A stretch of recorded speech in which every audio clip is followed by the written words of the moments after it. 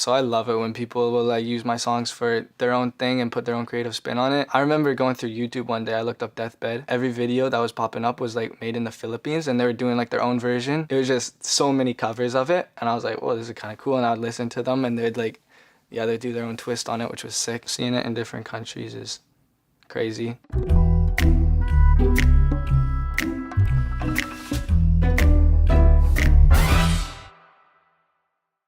I watch a lot of like romantic movies, like cringy stuff that Nicholas Sparks writes, but I love that stuff. And I'll feel inspired by that and I'll write about like what the characters are feeling and stuff like that. Some of it is personal things that have happened to me with like past relationships and stuff and current relationships as well. It was about over a year ago when I found the beat. I was just surfing SoundCloud like I always did. I came across the beat by Otterpop who produced it and was sampling beabadoobee.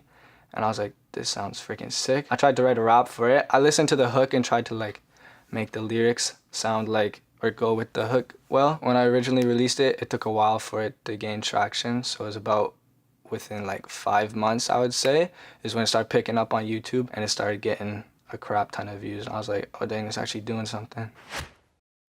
Yeah.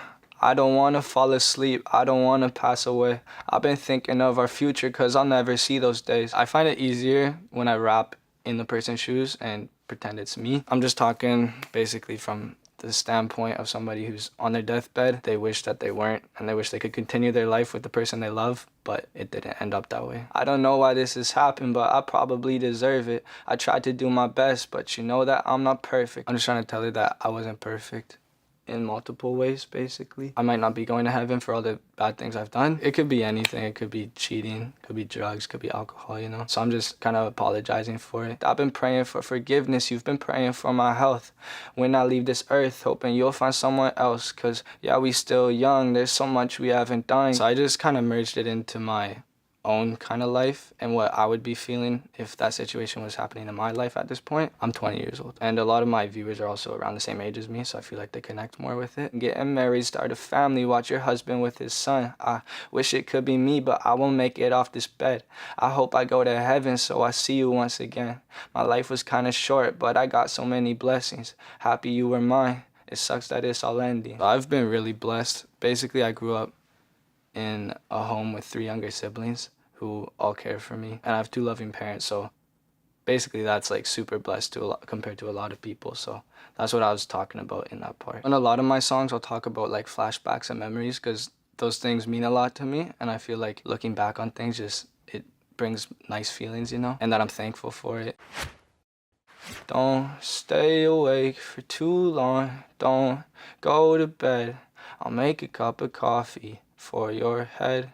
I'll get you up and going out of bed. I never heard of beabadoobee until I heard the beat, and then I looked more into her stuff and I realized that she has some sick songs. When I first heard it, she was talking about, it kind of just sounds like her boyfriend or whatever is sleeping and she's getting him a cup of coffee, which I feel like is the way most people would look at it, and that's how I looked at it first too. But then I kind of wanted to add my own twist to it and kind of make it a deeper meaning, and so I looked at it from the standpoint of the person is dying. I don't drink coffee too much. I'll have it every so often when I go to church, but that's about it.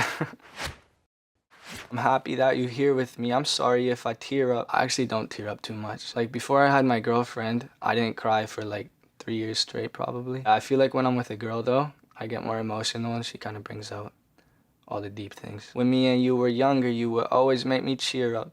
Taking goofy videos and walking through the park. Me and my girlfriend will just like film random stuff, make TikToks and stuff, and I always think it's hilarious. Me and my girlfriend will always like take our dogs for walks. So we'll go down to like this big park that's by her house or whatever, and we'll walk through there every time we hang out usually. You would jump into my arms every time you heard a bark, cuddle in your sheets, sang me sound asleep, and sneak out through your kitchen at exactly 1:03.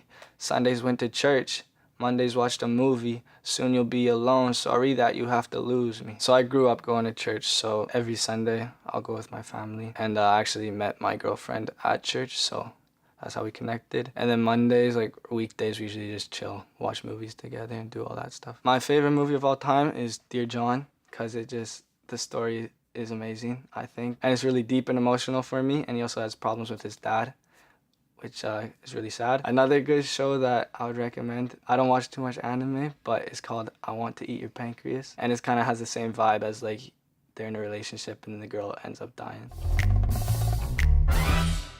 It's a deep song, and so I try not to make it dark. I try to like incorporate like happy things into it, like talking about heaven and that there's more than just life. Basically, I'm just saying I'm sorry that I'm leaving you because we're best friends and we rely on each other.